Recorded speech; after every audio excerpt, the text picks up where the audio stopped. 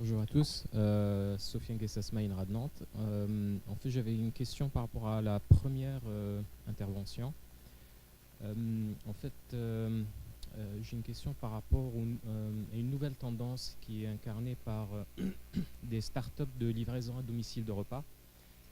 Et je voulais savoir, dans les systèmes alimentaires présentés, ça correspondrait éventuellement à quel schéma?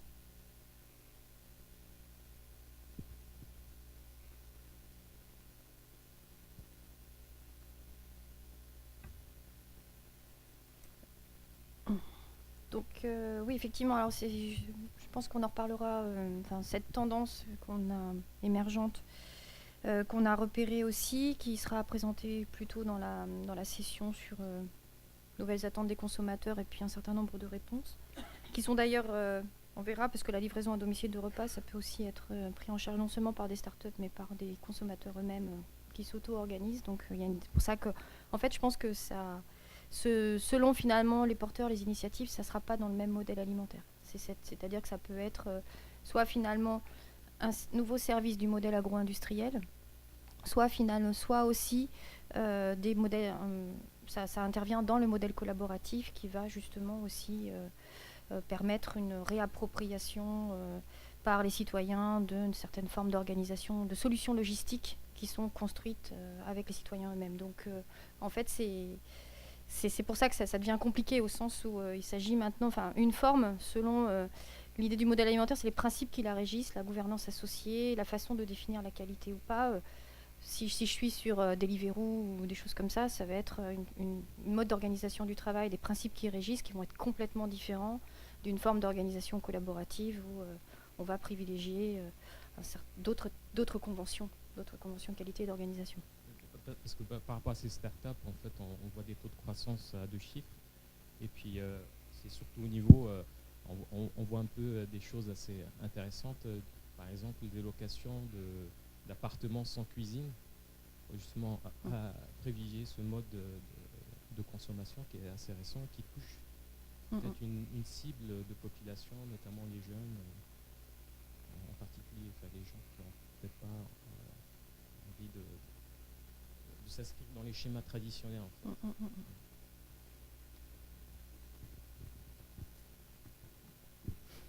Bonjour, Sylvie Chin de Clear Karma. Donc, on est une plateforme d'information alimentaire validée par la blockchain, par exemple. Donc, je ne sais pas si c'est un terme pour la plupart des personnes ici, mais effectivement, c'est une technologie qui permet de sécuriser l'information, de pouvoir tracer certaines informations beaucoup mieux et aussi de pouvoir assurer même une partie des paiements.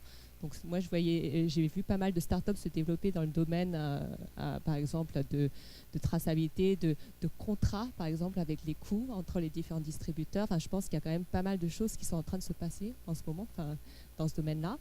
Et je suis complètement d'accord qu'avec la livraison, il y a certainement beaucoup de choses à faire aussi.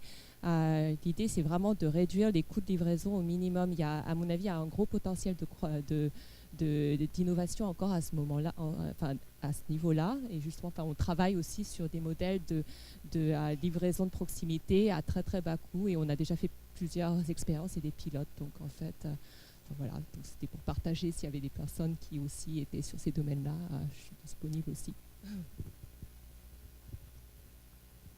Oui, bonjour Hugo de Vries, UMRIAT Montpellier, INRA. J'ai une question à Paul.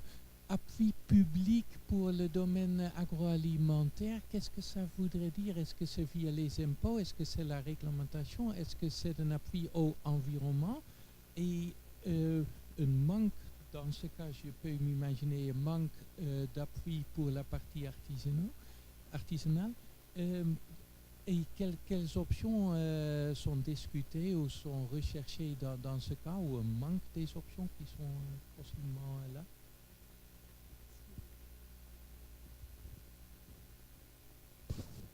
C'est à la fois sur le plan réglementaire et appui, notamment en termes de crédit.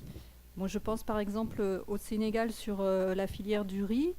Il y a 3 agro-industries actuellement qui transforment le riz et le gouvernement impose aux importateurs de riz d'acheter du riz à ces agro-industries.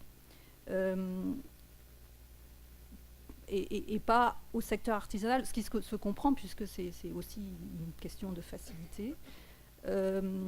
Et ces agro-industries ont reçu aussi un appui en termes de facilité financière. Je pense aussi pour la grande distribution en Asie, il y a des facilités d'implantation, de mise à disposition de terrain, alors que les marchés de moins de 10 000 mètres carrés ne sont pas autorisés dans certaines villes du Vietnam, par exemple. Donc, et la vente de rue est interdite. Donc, voilà, il y a une réglementation qui favorise plutôt la distribution et la transformation à large échelle.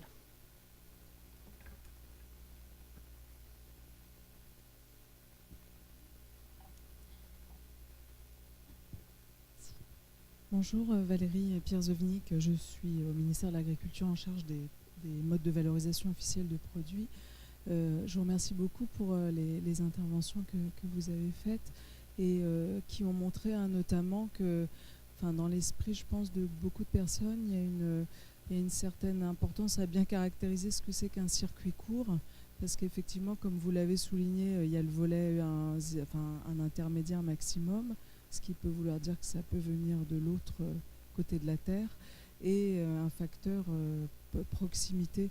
Donc à chaque fois, c'est toujours un petit peu ce qu'on remarque dans l'esprit de beaucoup de gens, et parfois dans certaines études, c'est la confusion qu'il peut y avoir entre les deux termes, et je pense que c'est toujours important, mais vous l'avez fait, de bien distinguer les deux. Merci.